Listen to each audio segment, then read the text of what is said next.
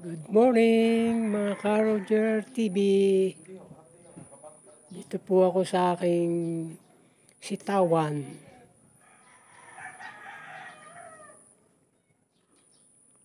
Mandahan pong pitasin.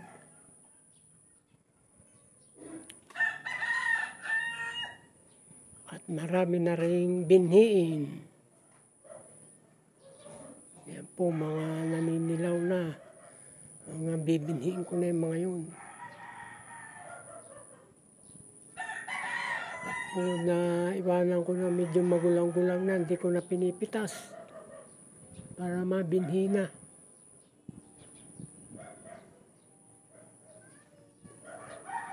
Dami pong bunga kasi kaya lang ay talagang inaagad ko rin ang ka-spray.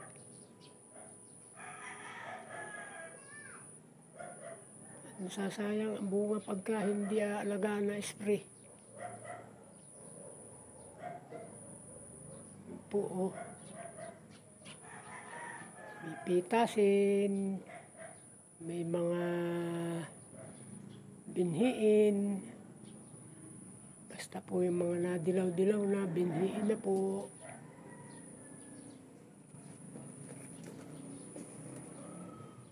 Yan po. Dami naman bunga.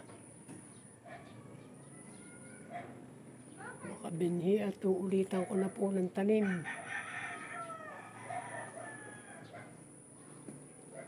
Para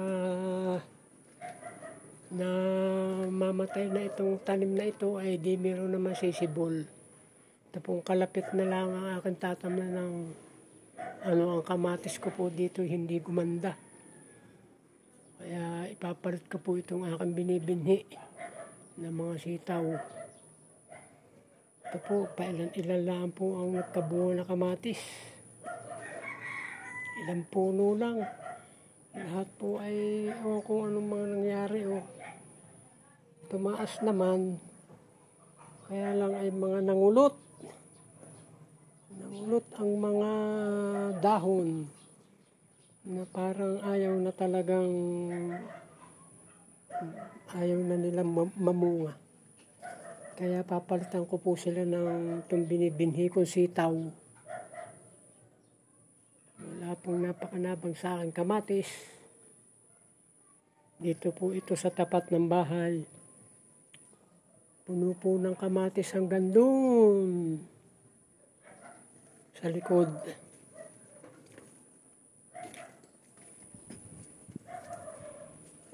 Puno po yan. Kamatis. Ayan po, mahaba-haba ang kamatisan. Hindi ako makinabang naman. Ito po nung nakaraang taon dito ako nag-ani maigi ng mga kamatis. Kaya lang wrong timing din. Nag-ani nga ng mga bunga, wala namang presyo. Kaya po aking mga naipamigay sa mga kalapitbahay. Talaga pong laging walang swerte. Ngayon po pinuno ng kamatis, hindi naman nagsiganda. Ayan po mga ka-Roger, salamat po sa inyong pagsama. Naipasilip ko na po ang aking halamanan na lugi na naman po si ka-Roger TV, Halamanero Senior. Ganun na lang po ba talaga? Lagi na lang akong lugi. Wala po magagawa Di po matimingan. Di po mga ka-Roger TV, babay na po. At kahit po lugi sa pagtatanim, sana po naman ay inyo naman pong kahabagan na si Halamanero Senior, ka-Roger TV. At talaga pong wala pang napipira sa pagtatanim. 1 taon na po ako nagtatanim. Wala pa pong napipira. Yun lang po. Paki-help lang po sa aking channel na lang. Bye-bye. At maraming salamat po.